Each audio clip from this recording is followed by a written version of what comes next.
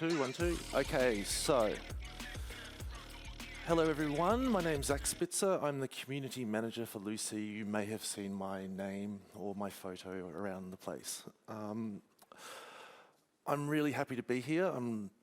This is a very niche topic, and it really excites me to have people here interested to learn about this. This is both for people to help you as a Cold Fusion developer and also better understand Lucee. Part of my job as a community manager is to try to get more people involved in Lucee. I'm a self-taught developer. I've learned all the stuff I'm teaching you today by I got involved with Lucee back in about 2015, and I just started playing, hacking, and learning. So, let's go.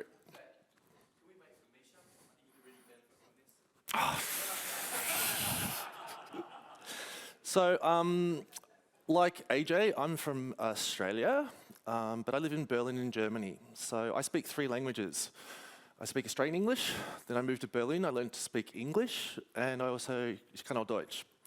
If I get excited and talk too fast, tell me to slow down, okay? I know this stuff inside out, I get excited, I might talk too fast, all right? So let's see how we go.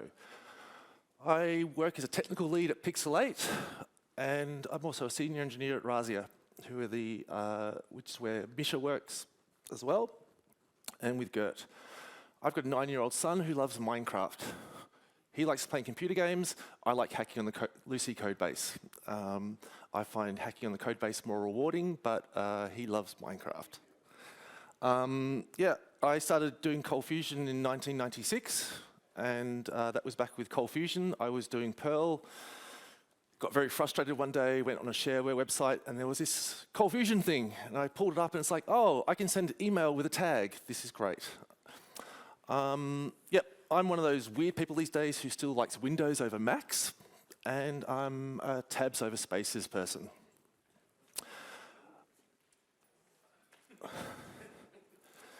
So as a community manager, I'm basically the catch-all for everything. We had a security vulnerability a couple of years ago.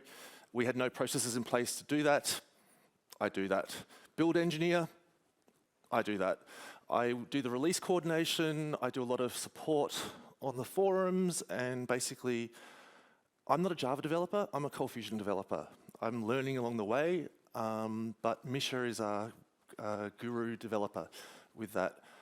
Who here programs in Java?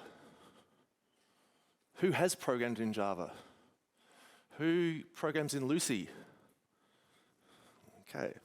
So there's a lot of benefit here as a Cold Fusion developer, what you're going to learn along the way, because when things don't work, you need to understand why it doesn't work. The beauty with Lucee is when something breaks and you get a stack trace, that is an example. You can go straight to GitHub, pull up the source code and see what's going on. And I'm going to show you how to go in there a bit deeper today. So the core team, we've got Misha, who, as we mentioned the other day, actually he started as a car mechanic, right? Yes.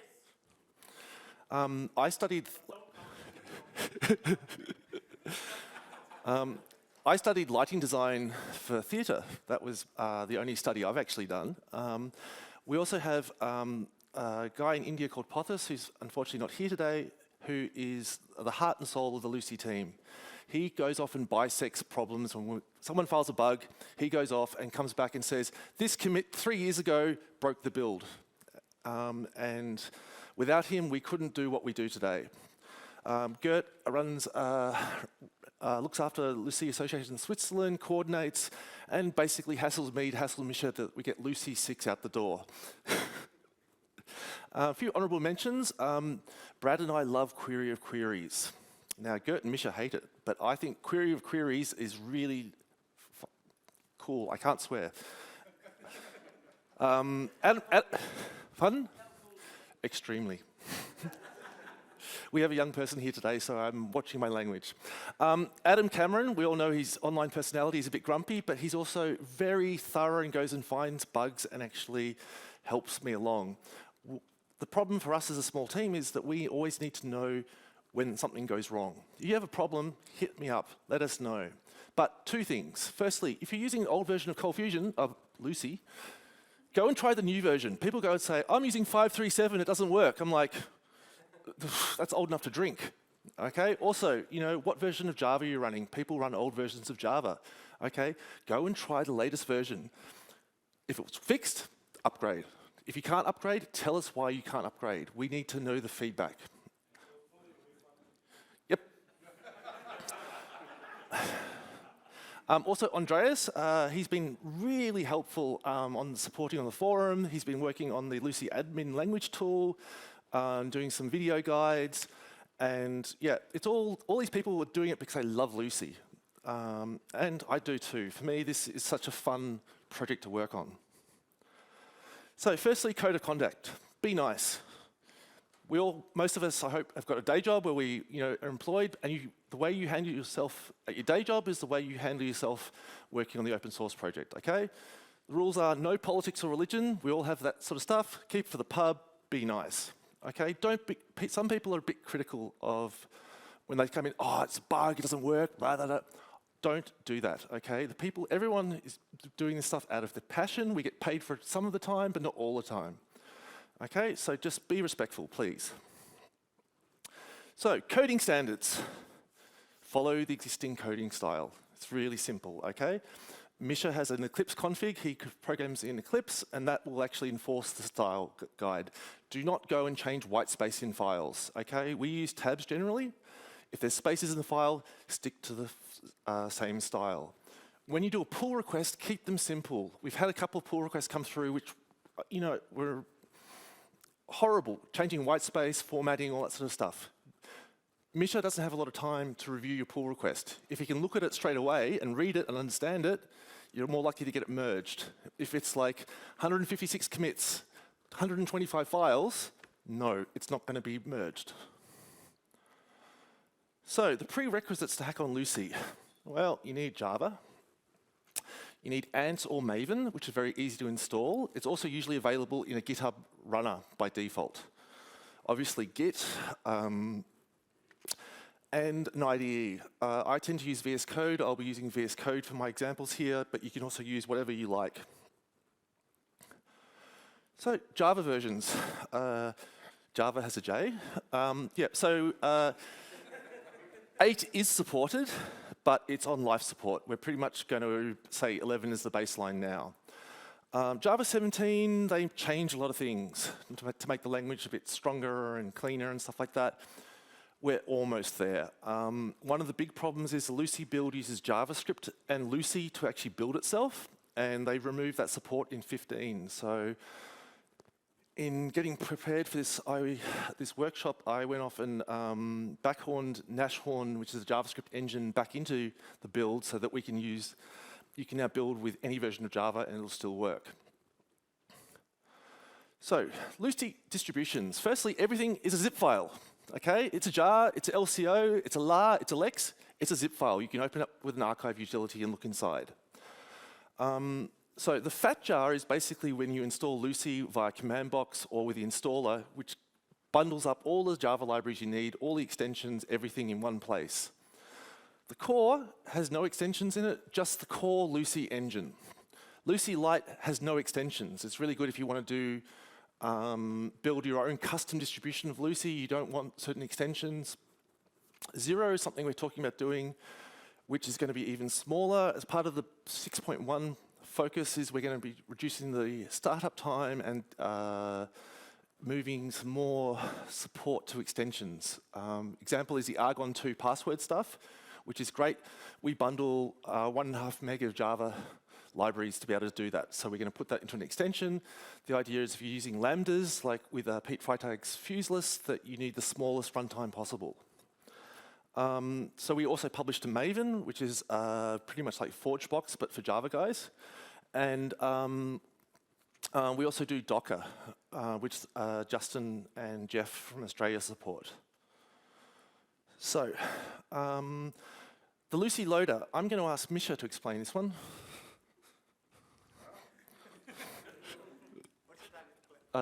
You turn it on.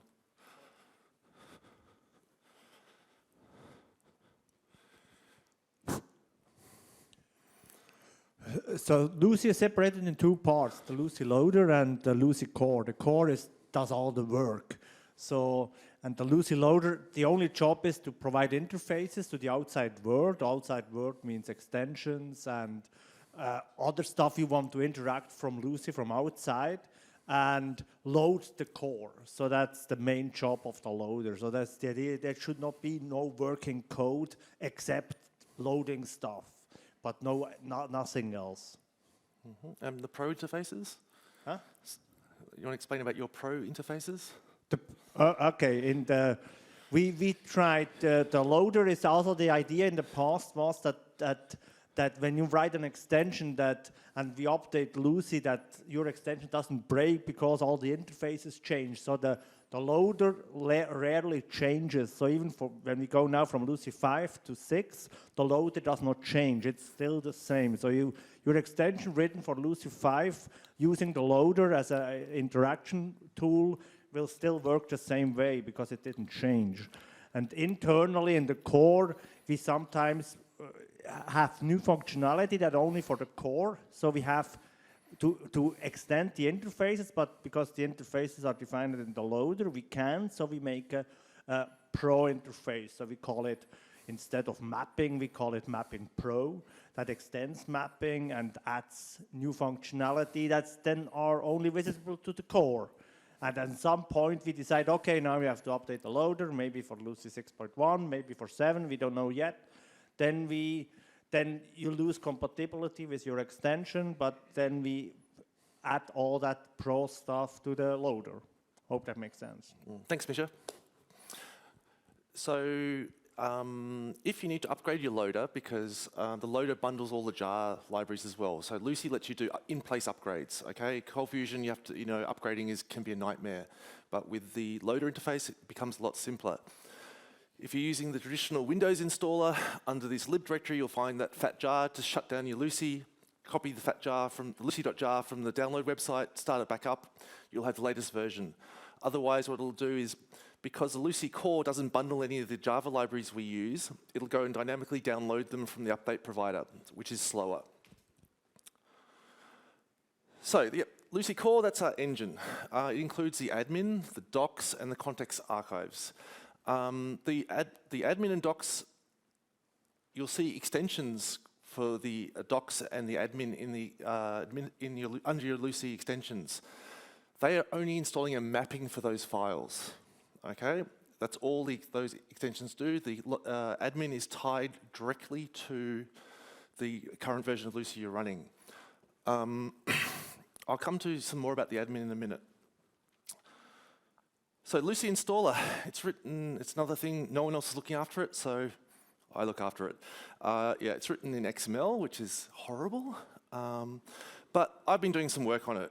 We bundle the latest version of Tomcat and Java 11. It's got a new universal mode, so you can basically go and say, I'm still stuck on 5.3.7 for some reason, but I want to install the latest version of Tomcat and the latest version of Java. You can now actually select the old Lucee fat jar from the download site and install that on top of the latest version of Tomcat. We also have on Windows, you can now do side-by-side installs, because it used to only use one Lucee service name, and if you tried to install two, that wouldn't work. That makes my life easier. I would like some help getting it working on Mac OS. I know people use command box, but some people want to run Lucee in a traditional installer. The Linux support is also a bit crusty, and I'm not a bash scripter or a Unix person, so if someone wants to dive in and help, hit me up. I'd love some help. So, how do we implement the CFML language in Lucee? Who's familiar with Java server pages? Who's ever actually programmed in them? Okay, a few, yeah. Lucee has a couple of XML files which basically define all of the functions and all the tags. They're called FLDs and TLDs. If you want to understand how they work, copy by example. Okay, that's how I learned about Lucee Codebase. It's a lot of stuff in there. Go and say, okay, I want to do something similar. Go and look for it. Lucee docs are generated from these. There's one small point. When you do your own TLD, call it TLDX. Otherwise, Tomcat looks for TLD files and picks them up, because JSP was also supporting TLD, but we extended the functionality, and then Tomcat will throw exceptions because this TLD is invalid. So we call it TLDX normally, then Tomcat will not care about it, and he shouldn't. These are all lessons that we've had to learn over the years. It's often a crime scene investigation. We use an introduce tag for anything we add now. So if you go on the Lucee docs site, where are we? Over here we have the changelog, which is automatically generated from these definitions. So every time we add a new function or tag or argument, it'll show up here. So self-documenting. The other thing which I did with Lucee docs, which is probably the first big thing I got involved in Lucee, was it used to take 9 minutes to build the docs. So obviously that was a frustrating process. So I went off and got that down to about 1 minute now, and I added this, where are we? Oh, there you go, live demos. So the reason my local Lucee was stopped was Misha and I were looking at performance improvements for 6 over lunch, and we were running process monitor watching the file system access, and yep, Java can be noisy. So we'll fire that up. That will take. And mod CFML needs an index.cfm to start. So.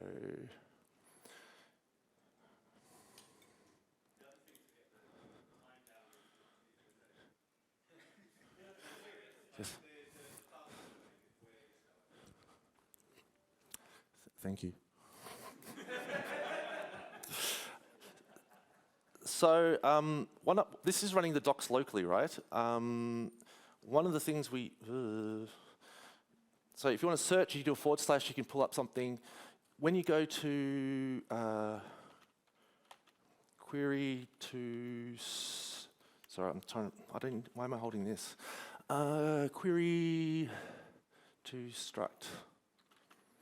Is it there? No, I'm running Lucee 5. Okay, so when this loads up, it basically is a lot of markdown files for the Lucee docs, which is great for rendering out of, but horrible to edit. So we have an interactive editor now. So I can go and click the button here, and I can go off and cross-reference, because there's nothing like being able to see, okay, I'm working with this function, oh, but this function's related. Who's heard of expand path? A few people. Who's heard of contract path? Okay, so what contract path does is it takes a full file system path and converts it to the URL path via the mappings, which is super useful. But I never knew about it until I think Misha mentioned it one day, and I was like, oh, okay. So you can do the cross-referencing in here. You can also add your examples, all this sort of stuff. Now, at the bottom of the documentation, you'll see this, search Lucee test cases. We're platform engineers, okay? You guys all use Lucee, so we have to be super careful what we do. We know that if we break something, there's 1,000, 2,000, 3,000 people using Lucee as developers.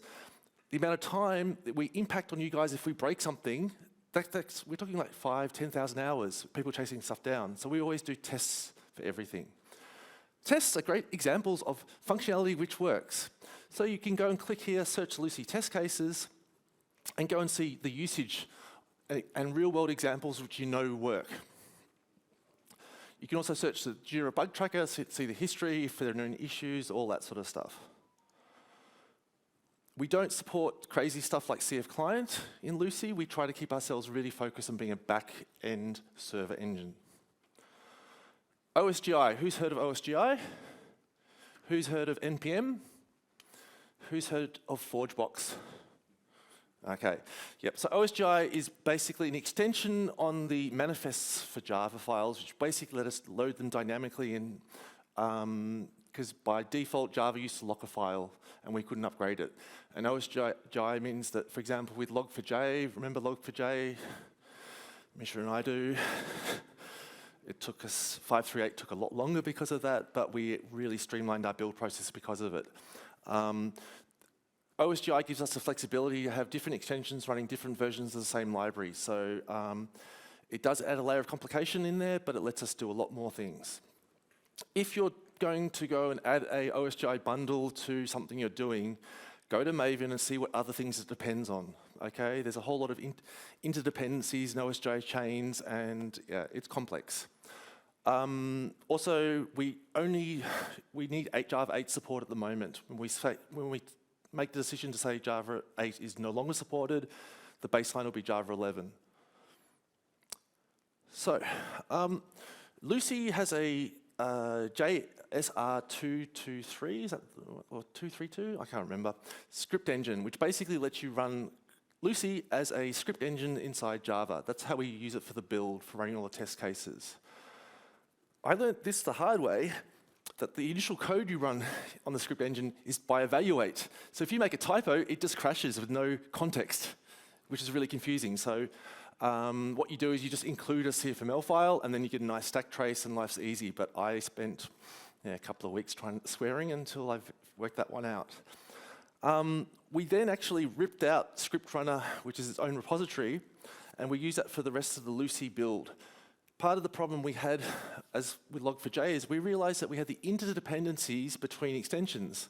So you needed the PDF extension for the S3 extension to work, and things like that.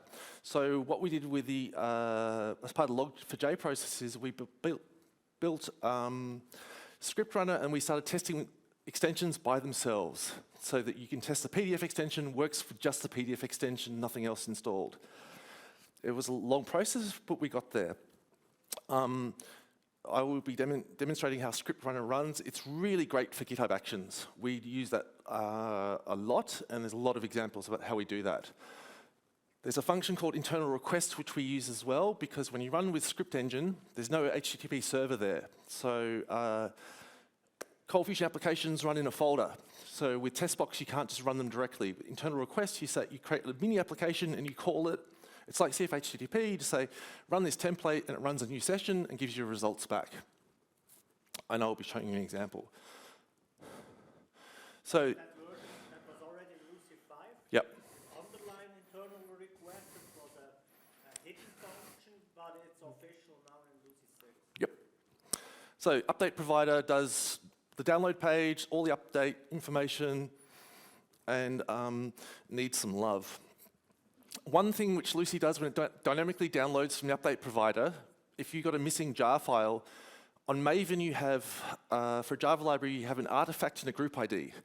But when Lucee says, where is, I need, HSQLDB 272, Lucee, we only know the bundle name, the file name, not that information. So the update provider then goes off and we teach it what we call the Maven matcher, and it fills out that information, goes and queries Maven, and then provides you the files you need. We also have some test services, and the goal is to actually eliminate the update provider in the future and make it all static, because it is a central point of failure at times. So the build process. Who used Travis? Okay, so Travis got taken over a couple of years ago by some venture capitalists. The funny thing about Travis is that they're out of Berlin, where I'm from these days, and it was in the Riegerstrasse, which is famous for a left-wing squat and riots and stuff like that. And then the company got taken over by venture capitalists. And then they turned around and said, oh, you're an open source project, but people get paid as developers? You can't use our services, you're not open source. So guess who had to learn GitHub Actions?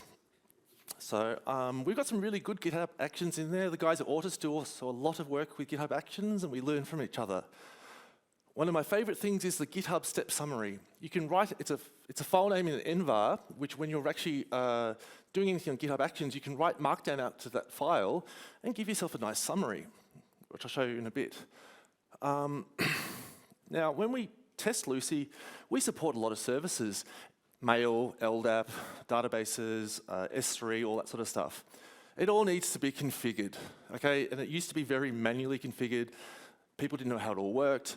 So we've gone through and centralized all of that. We have a set up test services environment, which will basically say, do you have this environment configured? Does it work? And then basically skip those tests. So yeah, it's complex, and I'll show you a bit more about that in a bit. The build is also a test, okay?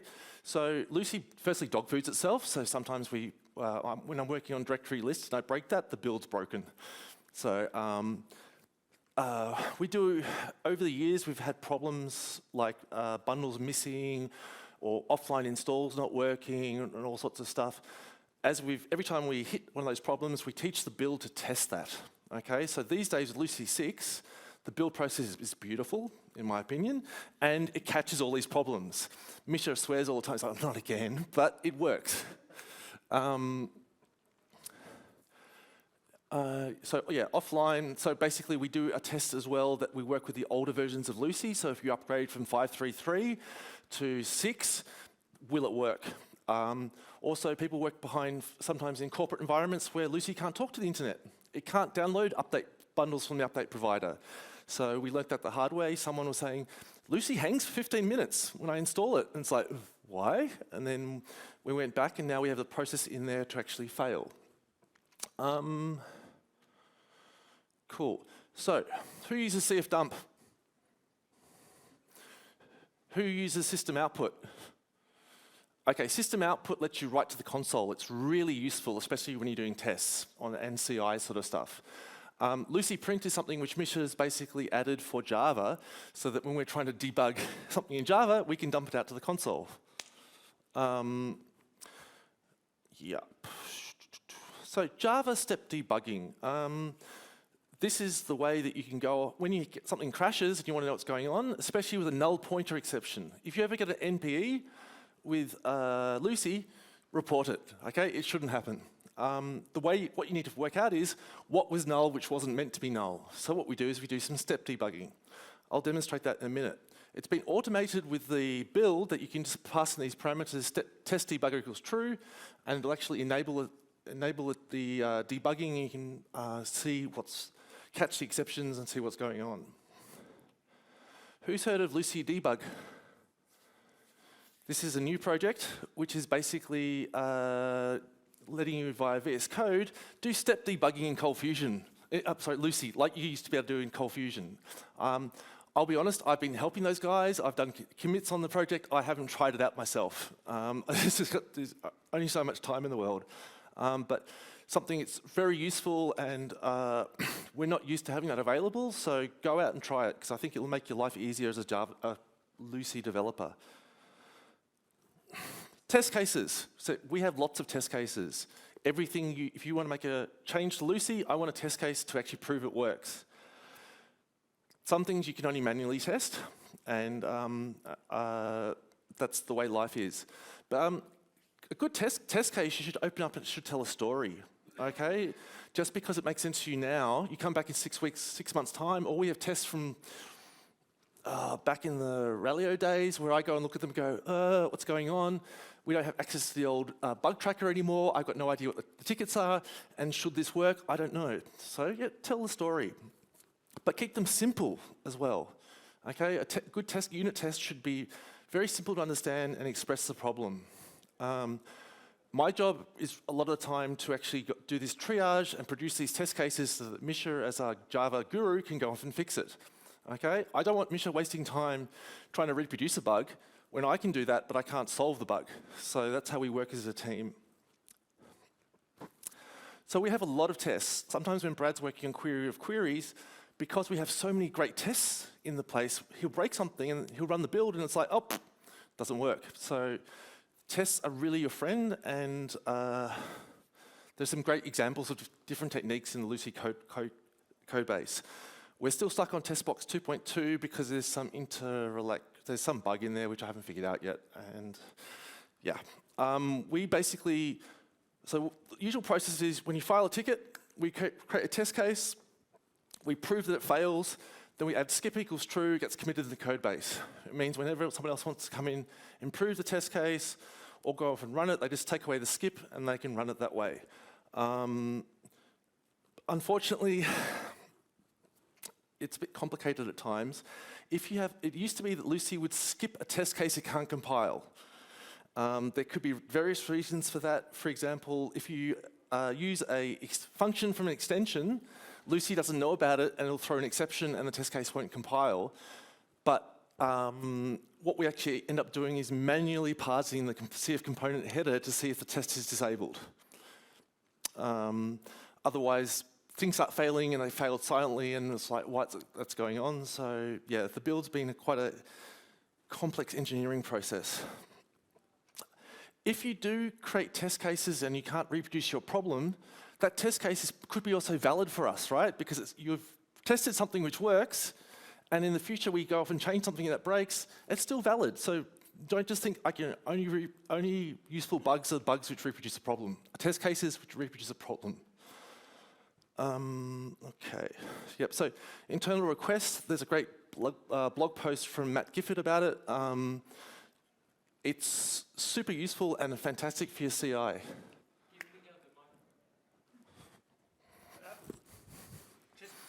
Just one thing about test cases. ChatGPT can write test box test cases, and that's really great. So when you have a clear interface and say, okay, write me 10 test cases against that function I just implemented, ChatGPT can do it. It's really great. So it's just as a side info.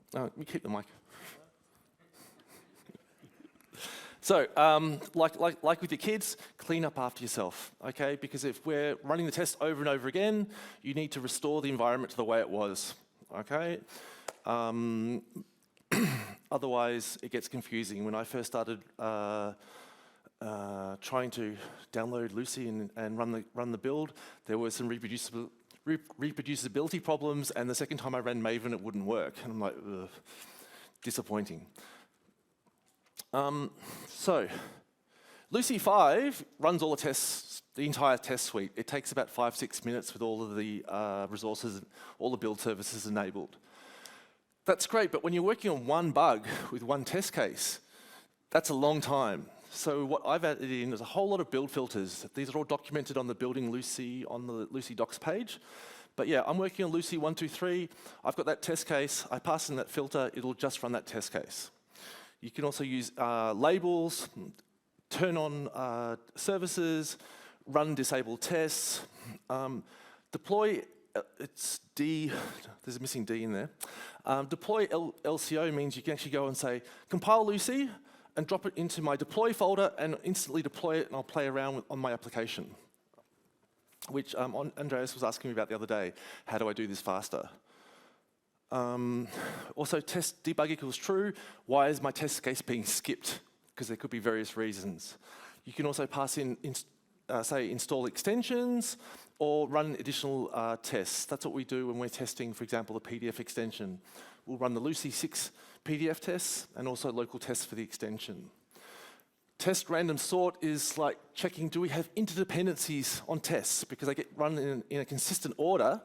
But if you've got one test which sets up in the environment and then changes something, it might crash. Then your test isn't actually accurate because of it. So this is basically a bit of chaos monkey. Do all our tests work in isolation? So when you're writing a test for Lucee, you have to go and say, do I have MySQL installed? Do I have Oracle installed? Do I have S3 installed, configured? So we basically have this set up test services, which lets you firstly go off and say, I need a data source. It'll give you the configured data source. It'll also go and check that the data source is configured properly. If your MySQL data source is failing, it won't run those tests. So you won't see thousands of stuff, but you'll see MySQL was not available. On GitHub Actions, if you have a configured service which isn't available, at the end of the build, it'll crash the build and say, no, invalid, because otherwise things will be skipped. Yep, so as I mentioned before, when you want to run the zip tests, you need the zip extension installed. But CFZip, Lucee doesn't know about it unless the zip extension is installed. So this is why we use the labels that on the extension compressed repository, we only want to run the zip test cases. But on the PDF extension, we're not going to go and test that because there's no CFZip to test. So we've been moving some tests against the extension these days because it's a bit easier to actually, when you're hacking on that. But we do have most of them actually still in the core. So filing a bug in enhancement. Don't go and create a ticket. Go and post on the mailing list, ask on Slack, get some feedback from people, and then if we say, yeah, that's a bug, go and file a bug, do it that way. Keep the PRs small and targeted. Don't go and change stuff. Okay, things unless you've got agreement to actually go and change it in the first place. Yep, no white space, etc., etc. Yep, the way we actually do it is we file a ticket in Jira, then we create a pull request on GitHub, linking back to the test, and then you have to go and start hassling me to go and review it and get it into the code base. We do have a lot of open pull requests, but we only have a limited amount of time. We're working on it. We were up to about 200 open pull requests. At the moment, we're 129, I think. So, yeah, Lucee Lite is what we use to test extensions in isolation. This is the batch file which I use locally. I haven't worked out how to standardize this because we have, in order to run that, you need to have the Lucee source code checked out in one directory, the script runner in another directory, and the extension in another directory. So I'll show you how this works in a second. So if you want to step debugging an extension, you're then running two different code bases. Okay? So what I will do is go and map in, by default, the first two are, so you got the core and the loader, which is the basically, Lucee Server itself, and then we have the source code for the PDF. You then can open the source code for the PDF inside your Lucee VS Code editor under that folder, and then you can set a breakpoint. What does that mean? Let's have a look. So I'm running Lucee locally here. I've stopped it. So I'm going to enable Java debugging. Yeah. So, okay, it's better. And then we're going to go over here to thing. I've got these are the default configurations which are available in VS Code as it's done. You'll see then here at the side, where are we? Yep, so you see all the threads running, all this information. And I've got the zip tag, okay? And what I want to see what happens when I do CFAction equals list. So I've got a page over here. No, okay, yep. So I run this page. Oh, nothing's happening. You'll see here, it's stopped. And then you can go off and see, okay, here's the environment variables being passed in. And you can go and say, okay, what's the compression method? What's going on there? And start to play around. Makes life easier, and it beats doing, classic CFML, CF dump, CF abort kind of development. So, right, so where do we get up to? Yep. I know it's a lot, but we'll have a Q&A session after this, and we'll have a break in the middle. So, the Lucee administrator. How many people do you think have asked me about having a way in CFML to uninstall an extension in the last 3 days? Quite a few. It's a great question. The point is, the Lucee administrator is written in Cold Fusion. Anything you can do in the administrator, you can do in your own code. Okay? So, for example, if you want to uninstall an extension, go and open up the source code for the Lucee, and bang, that will let you dynamically uninstall from your code an extension, okay? It's all under, the way I do it is I go on GitHub if I want to find this stuff, and where,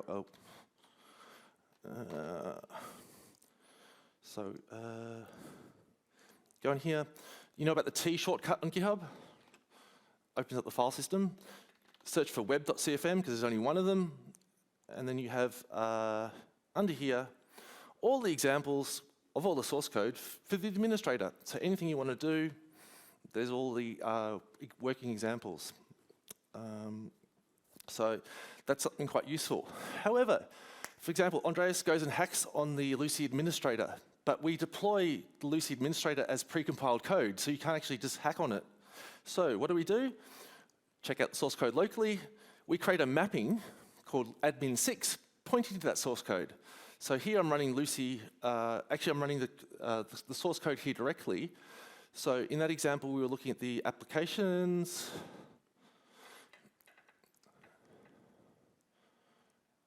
And it's really easy to follow. I mean, we're all Lucee developers. We can actually read the URLs and see what's going on. When you go into this page here, uninstall button, yep, So you look for, okay, X applications, you can find all the examples there in the source code. Yep. Little secrets should make your life easier. That's what we're all trying to do. So, let's get technical. So, this is a checked out copy of the Lucee. You go into the loader directory and you want to run a build, you do this. You type ant or maven test. Okay? I'll make it a bit bigger. And this is the stuff where kids go, oh wow, look at that scrolling text console screens, you know, that. Huh?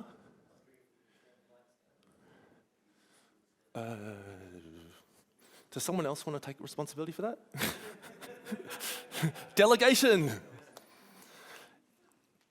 So this is where Dom says, why is it running slow? It's because VS Code is watching some of the source file directories, so it's going over there. So the process with Lucee, it goes and downloads all the extensions, caches them locally. It then compiles a loader, it compiles the core. It then dog foods itself to produce the archives for the administrator, for test box, and for the context. So you'll see here it's starting up Lucee, generating some archives. Now this step is done with downloading external bundles turned off. That way we know that if there's a missing bundle, it won't cause problems. We use script runner. We're using script runner to run test box here. If you want to set up your, who's got test box tests which they run on their CI? Who uses GitHub Actions? Who runs CI against their applications on every commit? Who'd like to? All right, have a look at the Lucee extensions. You'll see some really simple examples on how to do it. You want to see? So we've got here, this is the MySQL extension. Okay, so this is a YAML file. As Mark said yesterday, we all hate YAML, but you know, it works. What do? We say which version of Lucee we want to run against. We set up Java. Java is available by default, but we want to explicitly say which version we're running. We want to cache the Maven packages, because basically every time you run GitHub Actions, it's running a fresh environment, and it goes off and downloads all these files, and it takes ages. So we cache them locally. Okay, we then, we download the version of Lucee as well. We set up a MySQL server, so we have a service available. Then we just go and run the build. And then we produce a Lex file, which is a Lucee archive. Then we go and check out Lucee source code and say, okay, with the Lucee script runner action, let's go and run it. Here's my source code. I want to run some additional tests, which we don't have in this example. There you go. Didn't check that one out, did I? And we basically pass in the configurations. So if your app uses pretty generic CFML and MySQL, you can go and copy this file, drop it on your GitHub Actions under GitHub Workflows. You've got CI. You know what if things are failing or not. So I mentioned before, this is, hang on. So this is the setup test services in here, which basically, it reads from a configuration file of all of the different local services you have. By default, it assumes localhost and a standard port. So, MySQL is running on port 3306, and you basically just have to tell it, and by default, it assumes a Lucee database. You give it a password, then instantly you can go and start testing against MySQL. We do a whole lot of stuff in here, reading from the environment. Here are all the example services we support, because then we can test them. And then, a lot of stuff in there. I won't go into detail. It's a lot of boring stuff. The one thing which is really nice, which I've learned, was what I mentioned about GitHub step actions. So if we go back up here to the Lucee code, you'll see, come on, internet. Meanwhile, in the background, we've got tests running, okay? It goes and reports, do all the connections work, what version of JDBC, that sort of stuff, outputs your deploy log, and then here's all the wonderful test cases we have. On Windows, a couple of things fail, okay? It works on Linux, it doesn't work on Windows. So if you see it not working, we know about it, but there's a long list. So here on GitHub Actions, let's go. Oh, so we've broken something, Andreas. So what we do here is we actually output Markdown. So at the end of the test run, you can scroll through and see what failed, and it says, okay, this file failed because of some reason. Okay. We also do some. We try to actually streamline the Java stack traces because they're actually quite verbose. One of the important things with Java is the cause by at the bottom of the stack trace. That's always very useful. And when if I give Misha at the top of the stack trace, he's always like, is there a cause by? So, yeah. So then once the build goes on, it then actually goes and publishes, generates the Java files, runs them against the loader, tests that the build warm-up works, then uploads them to S3. And then there's actually a process to publish to Maven. So there's a lot going on in there. It's all quite interesting. If you want to learn about DevOps, go and look at some of Mark Drew's blogs. He's very good at this sort of stuff. We do a lot of dog fooding together. But that was the background of all of how the Lucee build environment works. It took me a long time to learn about it and then work out what was frustrating me about it and then making it work nicely. And yeah, it's a lot easier to start hacking on Lucee these days than it was when I started, I hope. So we mentioned test cases. So here is an example of a test case which we do for when you're using database storage for sessions. We create indexes on those sessions. The problem was that some of those indexes weren't being created properly and people were getting very slow sessions because there was no index when it was trying to pull your session out of the database. So I went and fixed it. But before I could fix it, I had to prove it was broken. So now we have test cases in here which go off and do stuff.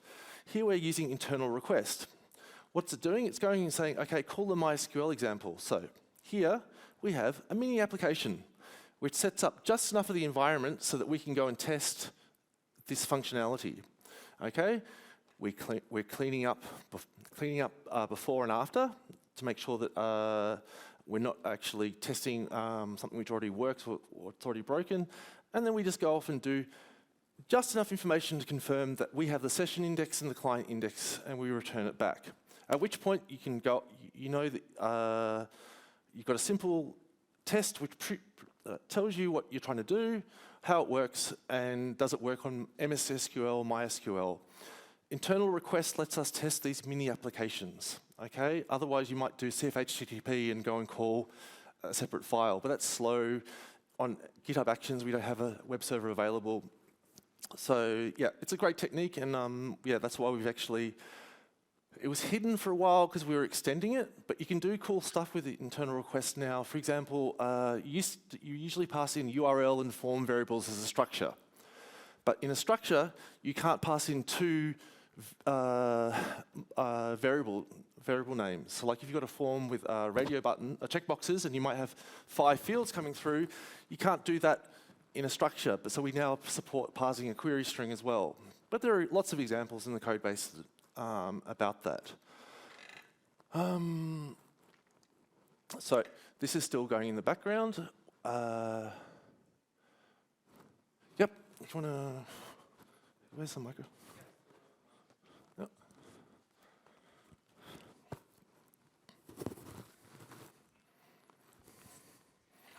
How do you actually test things like the database services? Do you have all the databases installed on your system, or how is that working? On my laptop, yes, I have everything. For example, Oracle is a pig, so we test Oracle locally on the extension, but we don't actually start it up there. So on the main Lucee repository, we have MySQL, MS SQL, Postgres available, but there's a sort of trade-off in terms of time and stuff. And yes, people use Oracle, but not so much, and it takes about 2 minutes to start up. So every single time, and we run a lot of builds, save the planet. So, and the CI is also testing these things, or how is that working? Yes, but the main GitHub repository doesn't test Oracle because it's too slow. Okay. But we've added in SMTP, POP3, IMAP using Greenmail. This year, also LDAP. So we're aiming for as much coverage as possible, but there's a trade-off of time. Sure. So all the examples are there on how to set those environments up. Brad was trying to do some tests with MySQL, and he got very upset that he runs his local MySQL as root without a password, and it wouldn't work. Our build environment says if it's an empty string, it's not defined, so you need to use a password. We also don't test things as root users. We use normal low-level database users, otherwise you can get problems.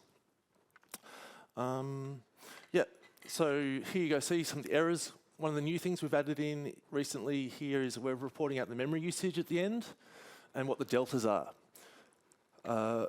This was quite useful because we're looking at taking out the Lucee dialect out of the Lucee engine, and we noticed at the end of this that we had some really good advantages in terms of the memory usage at the end of the process. So the more information we can provide there, the better.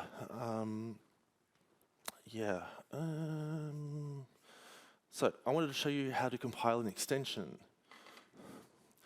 So let's go down here to, I have lots of Lucee extensions in here. Let's go, okay, compress. So open terminal. So it calls and, compiles it, takes 2 seconds. Then it starts up Lucee script runner, starts up a local Lucee, configures it, checks some services. I'll make that bigger again.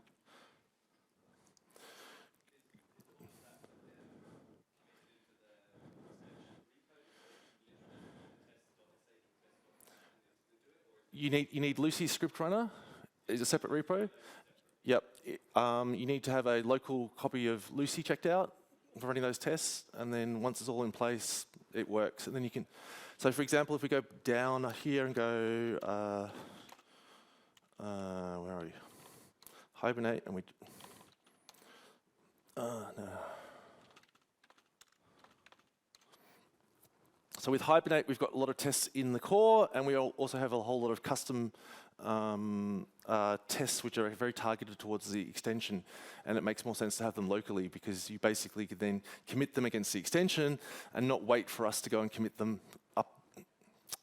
So it is complicated, but extensions make life better, but they just need a bit of bit more of a complex process, but I think we've made it a lot easier.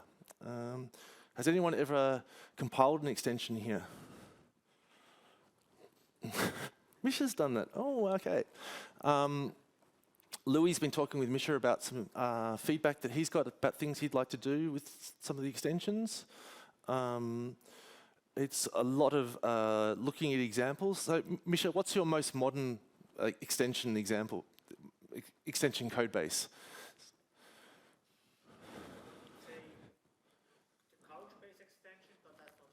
Okay. But so you see when what all recent changes I try to, when I work on an extension, I try also to modernize it.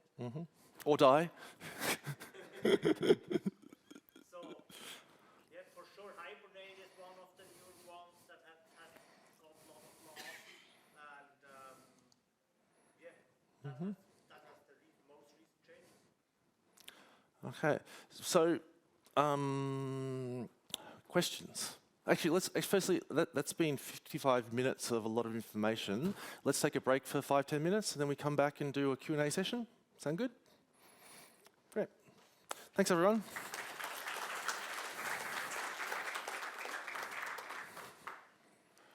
Okay.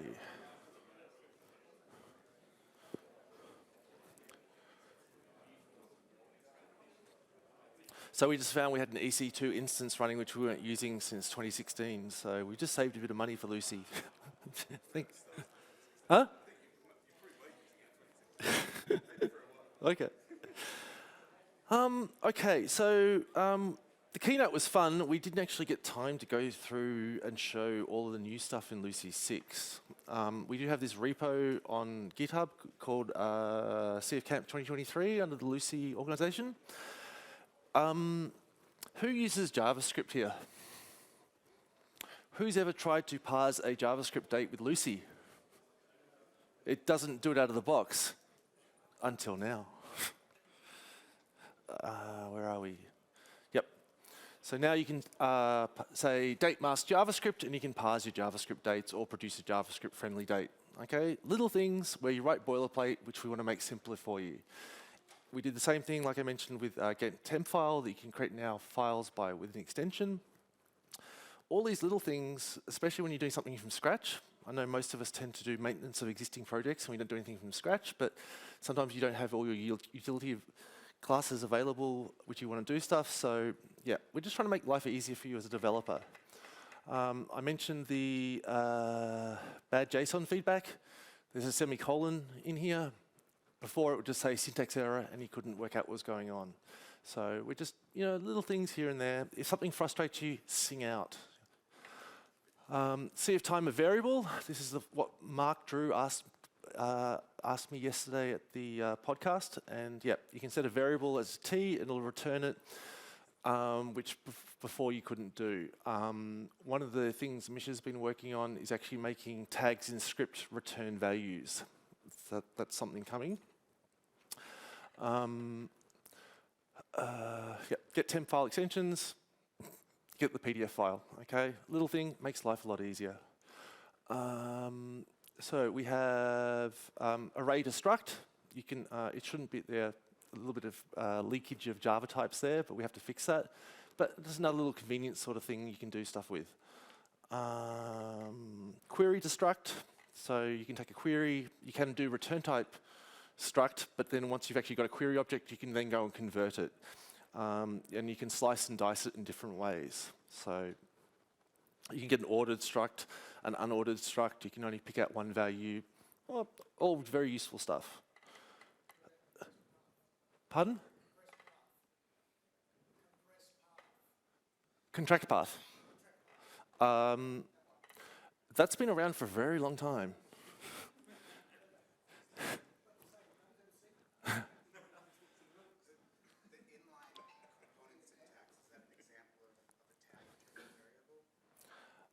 Misha?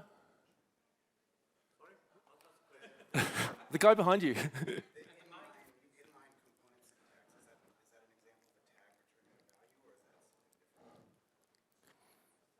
It's not a tag. No, conceptually, yeah, it is actually, I guess. No. Syntax wise, that's a new syntax for especially for that.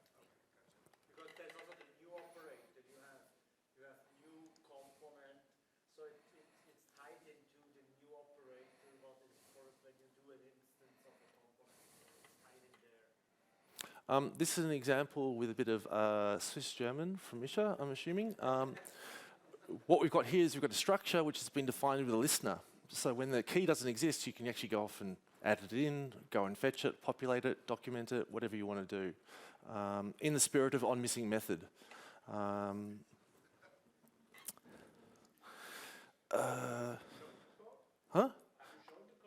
It's not open. I'm going to have to go and pull it up. I've got thousands of windows. Where's my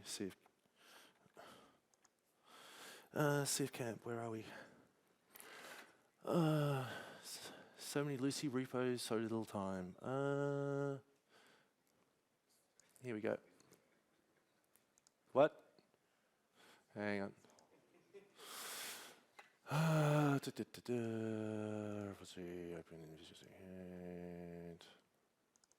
So struct listener was, where was it? Yep.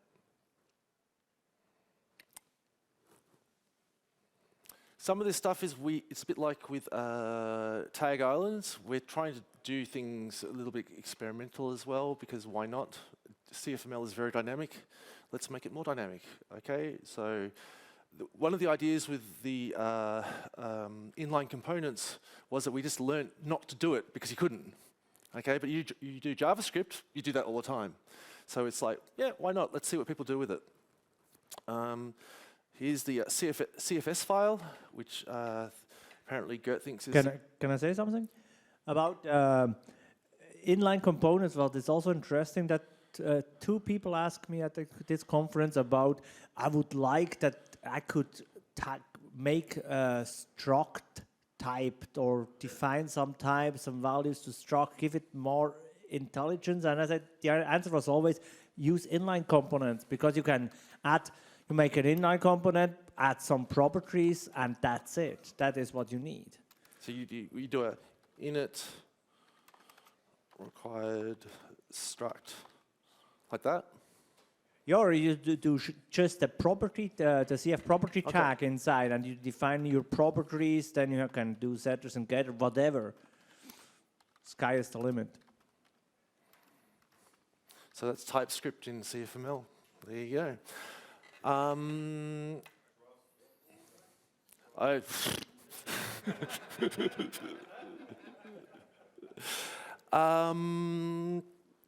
Okay, yeah, so this is all the Java stuff in there.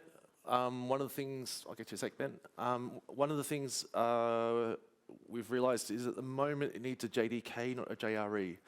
But we're going to revisit that. But it's always good when people test things and we get feedback and we find bugs. For example, Brad's been sitting out there debugging a problem that when you get column lists back from a query, it doesn't come back as a string, it comes back as a Java class. When you do a list to array, it's coming back with a space before the some of the values in the list. So no. No, so yesterday we were talking a little bit about the fact that we're moving all the configuration to JSON. One of the things which a few people came up to us, we were actually talking about it earlier and saying it would be really nice to have JSON 5 support in Lucee, which means you can have comments amongst other things in there. So Misha was sitting in the corner before hacking away, and he's got it pretty much working. But yeah, it's always nice when we actually talk about something and then someone else comes up and says, oh, can we do that? And it's like, yeah, actually we're doing that. So, you know, you got these ideas, they might be harebrained, we might tell you the kids are gone, fuck off. Sorry, I'm Australian, it's not don't be racist, I swear. But yeah, let's think about what we can do with the language, okay? Because we've been loath to sort of, Lucee's done a lot of innovation in there, and there's stuff where Adobe's caught up. But think about, I'm a lazy developer, okay? When something confuses me or it doesn't work the way I want it to work, I go off and say, well, can we automate this? Can I actually add a new function to do it? Just to make life easier, because, you know, some things in Cold Fusion are a bit long in the tooth. Who uses full null support? Hey, okay, few, you know, who knows what full null support is? Okay, who knows what happens when you have a variable and you put a null value into it and you reference it? Well, it depends on how your engine's configured. By out of the box, Lucee's super compatible, and we do scope cascading. So null support actually makes your application much more secure. If you do a query which returns a null value, and you have full null support on, it behaves differently than if you do it without full null support. Is that right? The query is for queries, it handles a value that has null as empty string. Mm-hmm. But otherwise, when you just define a struct variable, for example, its handle does not exist. Lucee even tells you in the exception itself, the value is null, that is the same as not existing, something like that. Who's using all the internet? So we have an epic on. So we have we have some dashboards. We're trying to make things clearer. At the current epics are all things we're working on. So we have the 5.4 regressions, Lucee 6 regressions, and Hibernate and performance regressions in there at the moment. We have made some breaking changes in Lucee 6, which most of them are very sane, but we do. Where is it?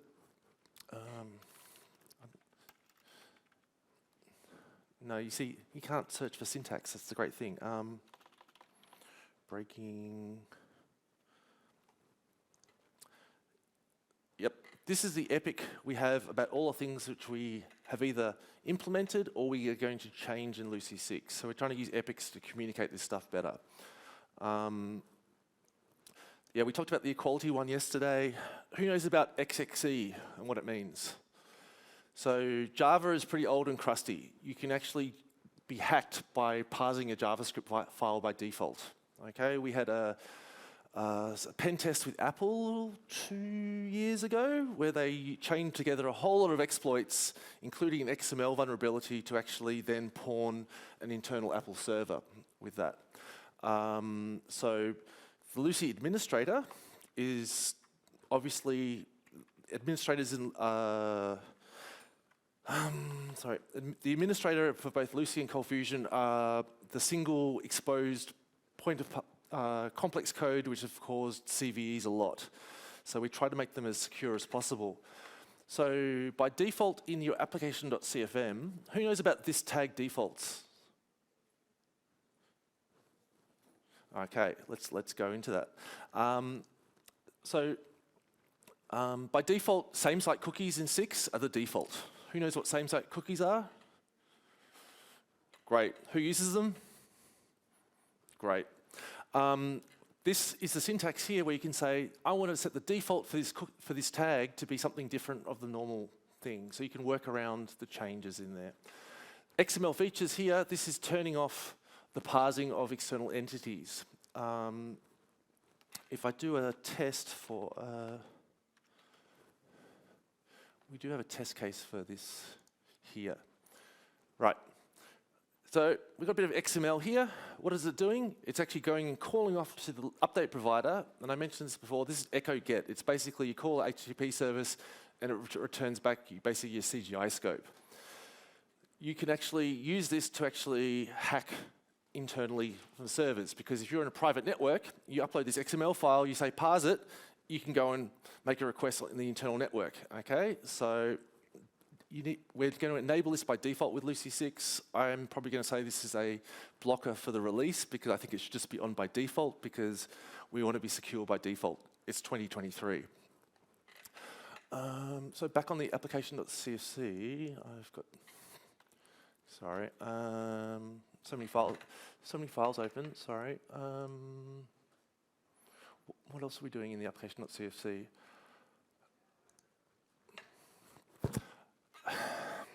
There's a bug in Tomcat. So we all know what URL parameters are, right? Who knows about, you can do this in Tomcat. So I've got my Lucee 5 instance, which is less secure than my Lucee 6. We all add in web server rules to say, don't access this URL. Okay, did you know you can do this?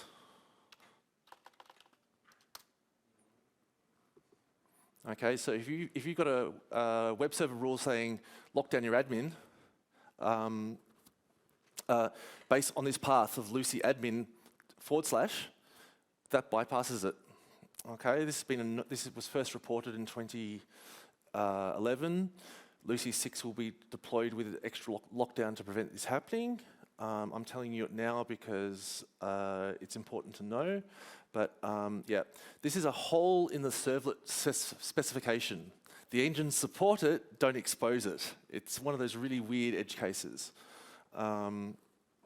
So yeah, just block access to your entire Lucee folder, the top level folder.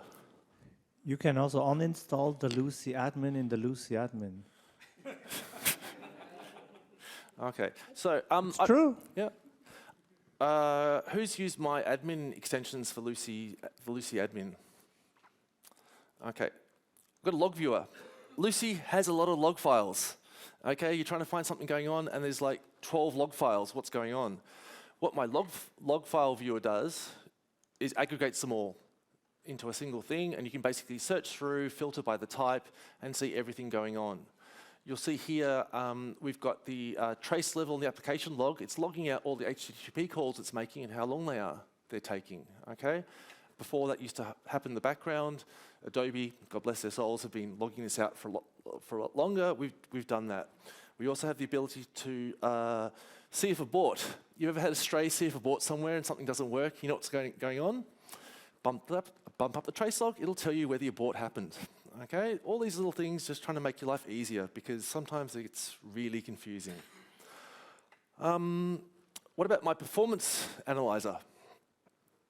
Okay, so who uses Lucee debugging?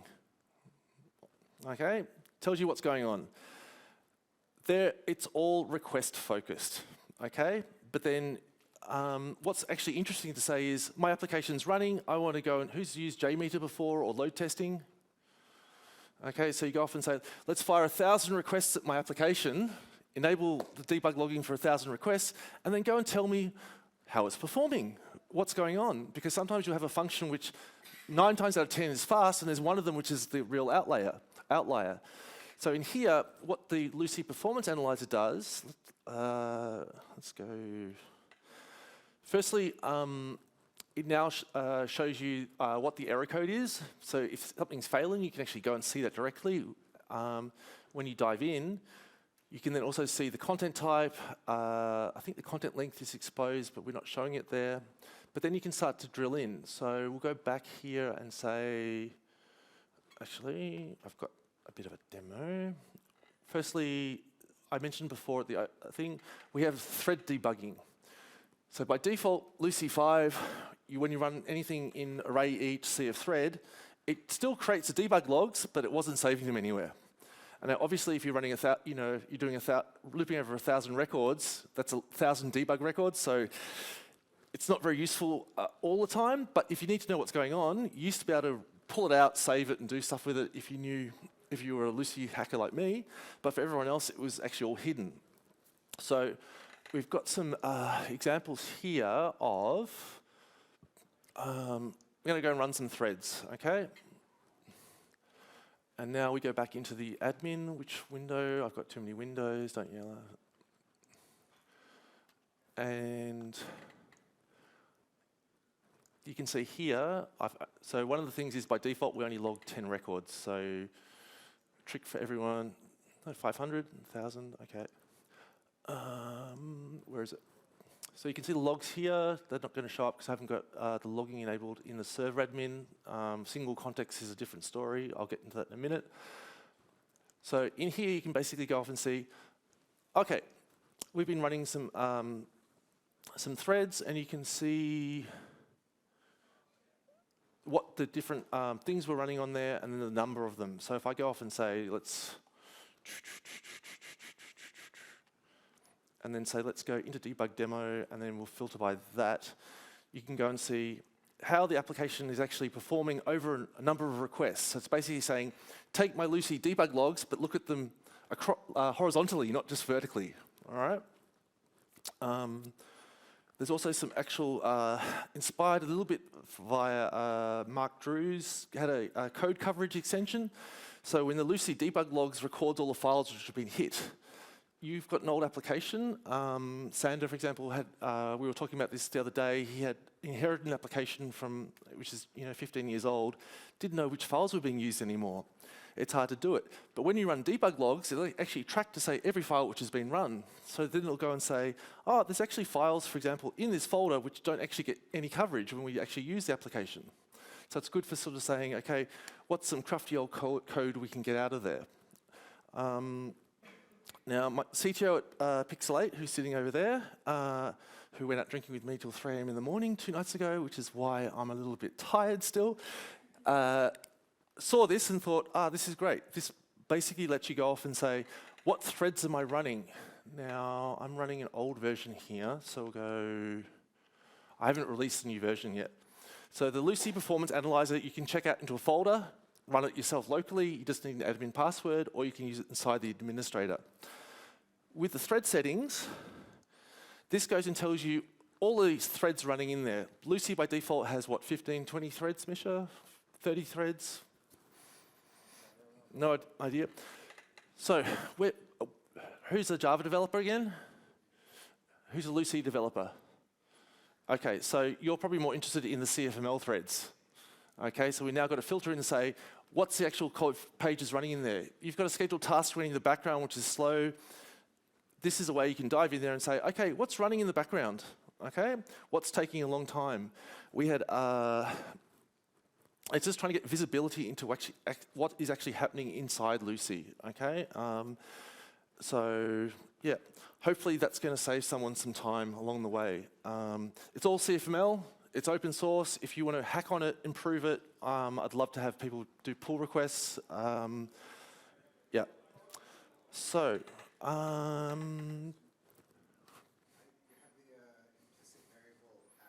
Yes.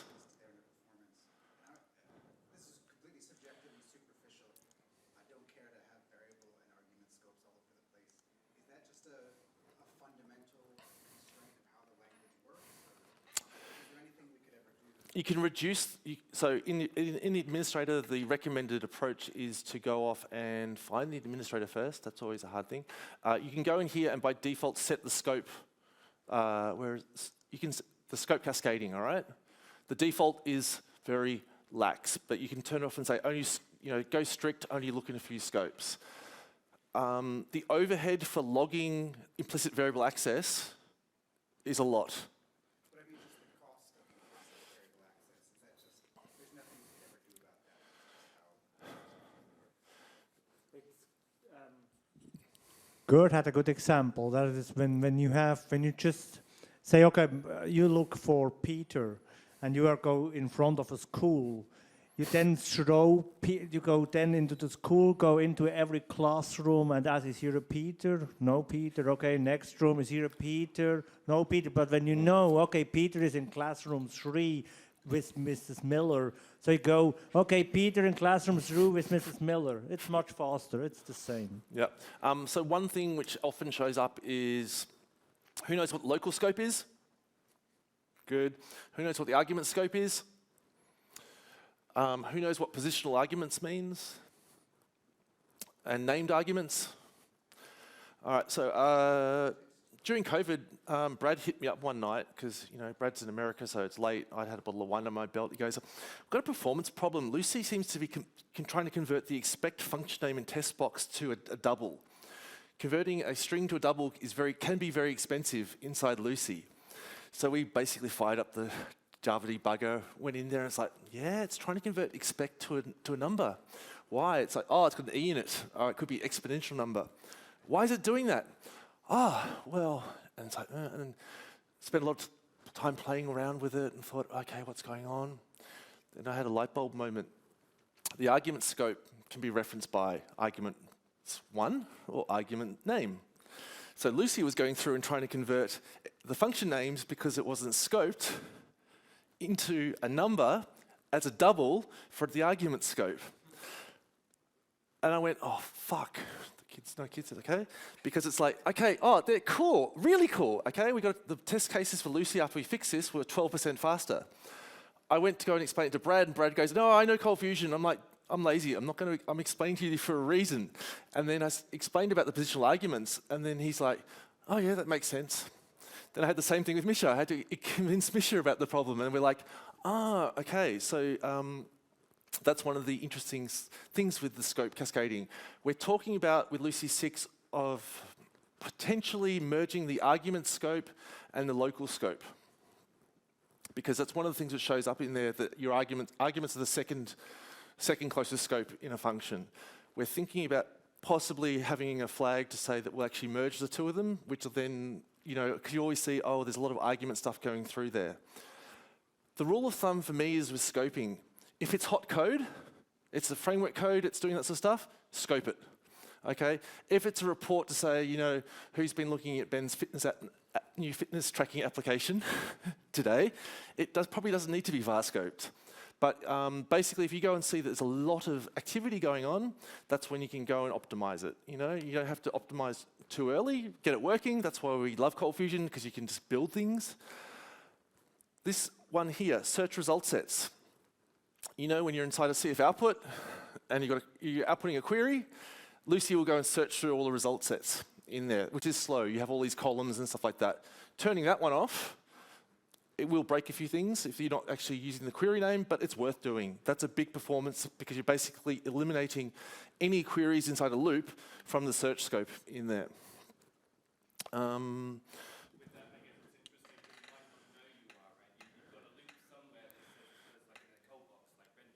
Yep.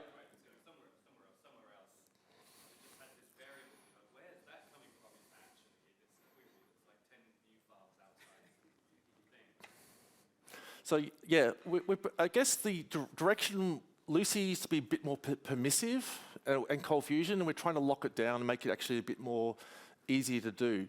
The idea with some of these settings is you set them up in your local dev environment and just work with them, okay? There's nothing wrong if you don't do it in production until you're completely sure it's fixed everywhere, but it's great if you're, working around on your app, testing something, doing something, and it crashes, you go like, oh, I'm missing the scope, and do it that way. It's maybe also every setting that exists here exists for a reason. So it was that we didn't like the default behavior of CFML, but we couldn't simply change it, so we added a setting so that you can change it if you like. I remember Ben talking on a podcast. Who listens to Ben's Working Code podcast, by the way? It's great fun. Let's get into it. He was talking about mashing this clear page pull cache button because it wasn't working. The problem is that used to be scoped to the current application. So what you're doing there is, in Lucee 5, you're clearing the application at the admin application scope, okay? Everyone, you think it's doing the whole server. With Lucee 6, it does. So, good?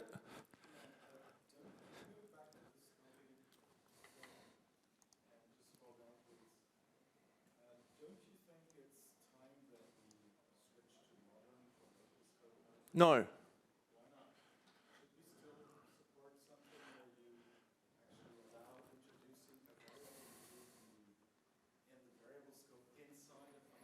What I want to do is add in some modern profile. I want to add in profiles to Lucee Administrator. By default, when your Joe Blog's coming up there, I got this Cold Fusion application written 15 years ago, you can currently install Lucee and it works. You do that, you could break it. So that's why we want to do these profiles. You say, okay, it's 2023, I want to be modern, I'm doing a new app, okay, load me the best high-performance, secure profile in there. I really understand where you're coming from, and I love the idea, but some of us are very technical, and the beauty about Cold Fusion is some people aren't. They just get out there and do stuff. Yeah. Because the problem is, I think most libraries these days are updated, but the problem is you don't know if the library you depend on is going to break or something. I also did change that setting, local scope mode, in a couple of clients' application, just to try it out. And in my opinion, in most cases, it solves more problems that it causes. Mm-hmm. Because there are a lot of hidden problems. People don't know where it comes from, but it's because of that regular behavior of CFML that it first looks in the variable scope and then looks in the local scope, what sucks. You even solve issues, and normally it doesn't cause any issues when you change it. But still, what you say, the rule applies. It's the default. What is the default behavior and what you expect? Yeah.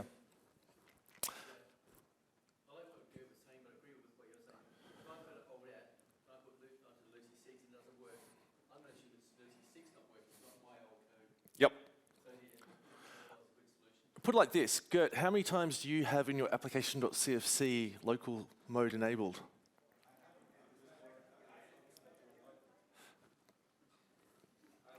You've answered my question then. No, yeah.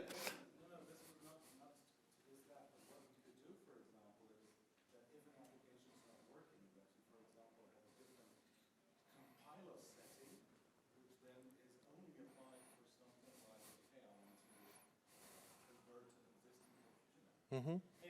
Yeah, I mean, Click on the question mark below one of the things which came up at the podcast yesterday was talking about enabling local scope for component level, because doing it for every function, it's a pain in the ass. There are potential side effects, we've discussed it, we're going to do it, okay? If there are side effects, we'll deal with it, all right? But let's not, you change the setting yourself, because it really is ugly code when you're going local mode, local mode, local mode, local mode on every function, but obviously using a third-party library, it might break something, so if...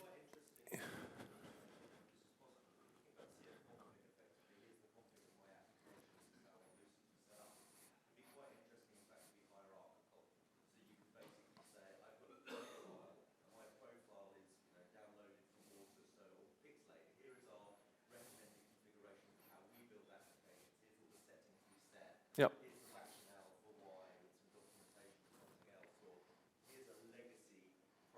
Mm-hmm.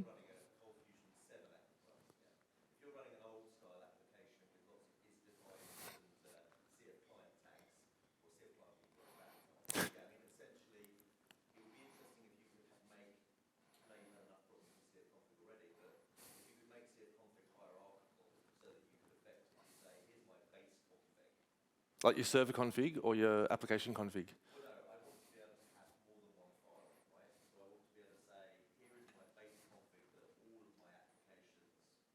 Mm-hmm.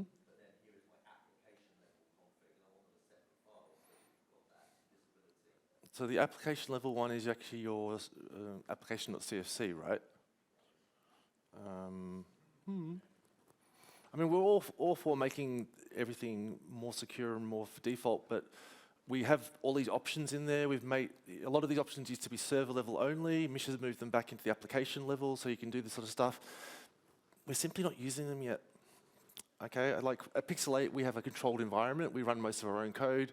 We could go off and change some of these settings, but we haven't done that yet. But I think it's something we all could definitely play with. You can get high performance out of the box, right? More questions? So who's running Lucee 5310 in production? Who wrote Lucee 5310? Yeah, so 5.4's out. We've got a few people running in production. It's basically mainly a bug fix release, but I'd highly recommend it. We will be doing a security release in a couple of weeks.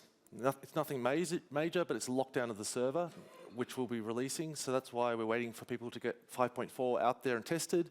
But if you want to be able to apply that security release, it'll be a simple upgrade from 5.4 to 5.41 or something like that, but you need to be running on it, okay? So I'm just giving you the heads up. There's a reason why we want people to be using the latest versions, okay? It's nothing serious, but we'll be doing that. Yes. It's also just because, you know, we dog food, we fix a lot of bugs, and who's running an older version of Lucee where they can't upgrade due to a regression? Good. Yeah? Yeah? Okay. Do we know about it?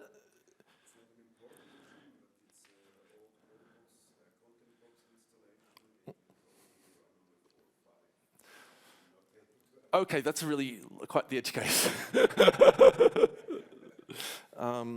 Yeah, look, you know, my job is, you know, when I got started in this role, it's basically trying to funnel information back to Misha so he can make educated decisions on what our priorities are.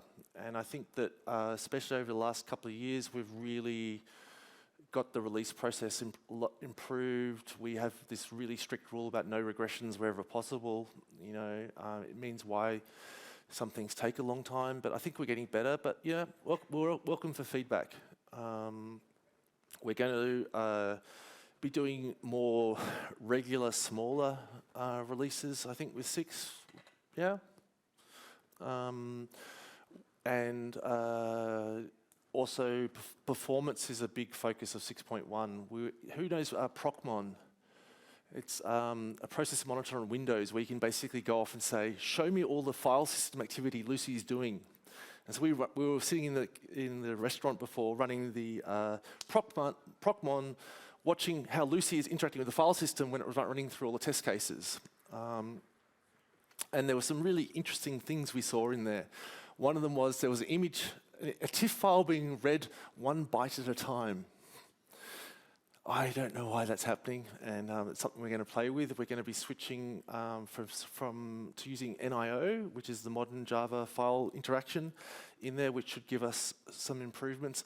We're thinking we can possibly shave, so Gert reckons we're less than a second at the moment with startup.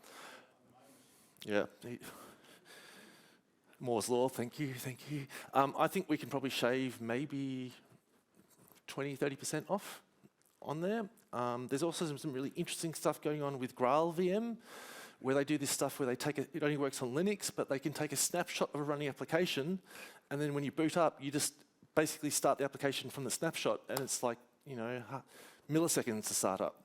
So there's lots of interesting stuff. Misha and I both find performance bugs really interesting. You know, the slogan is "Performance is a bug." Slow performance is a bug, and yeah, it's going to be really interesting. I'm glad we've got 6 out the door. It's been such a long slog. If you look at my GitHub profile,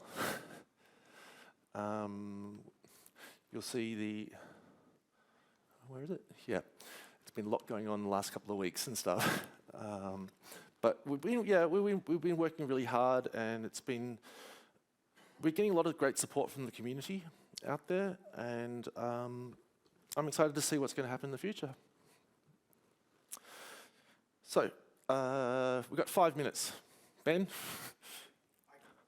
may have misheard this, but I feel like in the keynote yesterday you said that we're going to have image support for HEIC. So there's an upstream library called 12 Monkeys we use, which does image I/O. If you want commercial support, there's the 2 commercial plugins. There's JDeli and Apose, which is a commercial thing. Yes. Okay, there's no free Java open. There's a library which does from Nokia, which is non-native, which isn't native Java, so that's a problem for us to actually support. But yeah, supporting upstream libraries, like so 12 Monkeys is basically trying to collect enough funding to go off and implement a pure Java support for HEIC. Oh, so it doesn't exist yet? No, they need support so they can do it. They implement it, we update the library in Lucee and it works. Okay?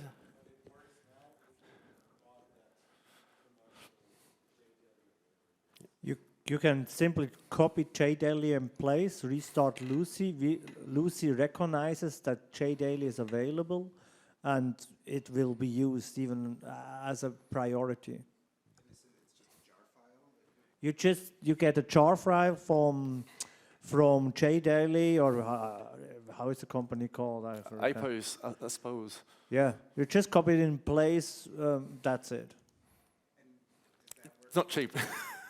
Is Lucee 6 a prerequisite, or would that work in earlier versions? So we updated the Lucee image extension to version 2, which is in both 5.4 and 6, and that's a complete rewrite. We've added in 12 Monkeys, which gives us a lot better support for stuff out of the box. The other option is you can do the approach which they do at Pixel 8, where they use an external image service in there, or yeah. But the new image extension is, we spent a lot of time testing it, and it's much more robust. The old version had some weird bugs in it. One of the interesting bugs we discovered was when you, so firstly, who runs Lucee with inspect templates equals never?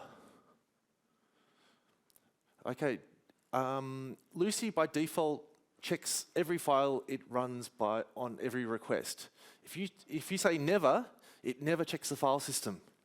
All right, it flies. It's super fast. If you want a performance boost for your application, try that out. If you're deploying by Docker and no one's editing the files on the server, I know some people still do that, but if you deploy by Docker, do inspect templates never, you get a huge performance boost, much less file I/O.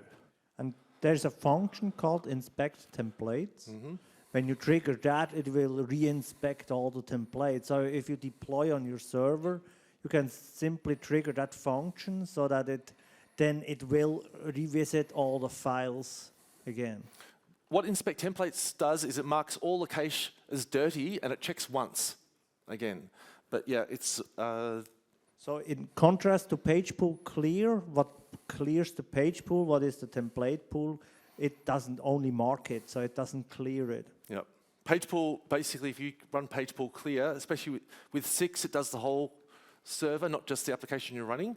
But it means then basically it's like a cold start and it's going to recompile everything from scratch. Whereas inspect template says check once and keep on cooking.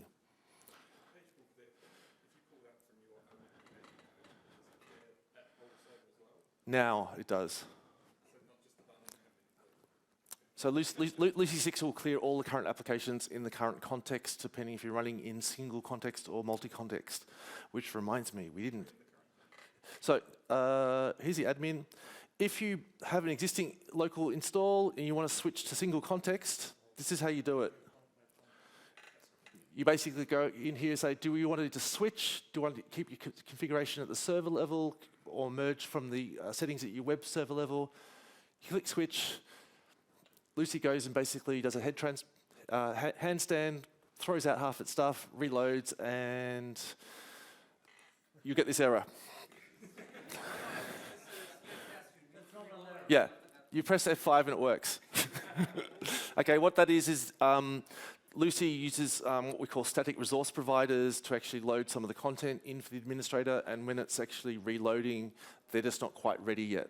And so it's a bug, but we have more important bugs to worry about. So this is single context mode. It's basically the same as before, just you have one place with the settings. So with preside, we have preside commands for command box. It previously used to write out a Lucee web.xml.cfm file. Lucee 6, when it deploys, it goes and says, if there's a Lucee Server XML file, it will check for the Lucee web.xml file. But preside commands have been updated to use CFConfig now, so it just works out of the box in the modern way. There's a post on the mailing list about it. If you don't have a Lucee Server.xml file, it won't even check for a context file. So the problem was preside uses case-sensitive structs out of the box, which is a compiler setting, and it checks when it boots up to say, are you in that mode? It wasn't, and then Alex was hassling me for quite a long time to do it, and eventually we went down this rabbit hole, and it turned out that the auto import, the preside XML file was so old it was from Lucee 4.5 days, and the actual format of the XML file had changed with the root level tag, and Lucee didn't know how to import that. So yeah, it took us a while, but this is why Lucee 6 is taking a while, because we're dog fooding.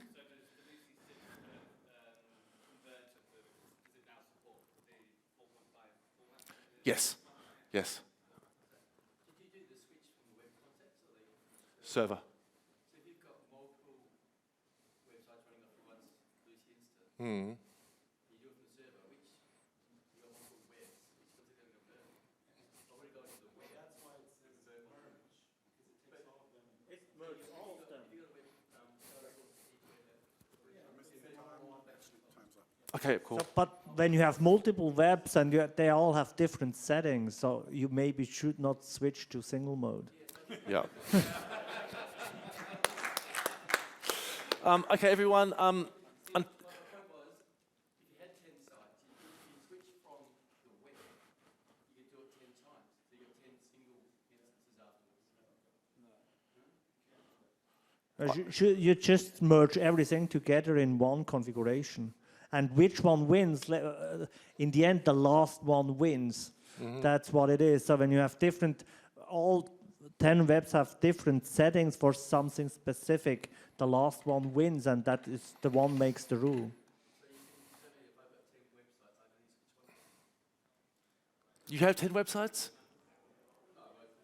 Okay. All right, thanks everyone. We're out of time. It was a lot of fun. We're around. Come and hit us up, talk to us.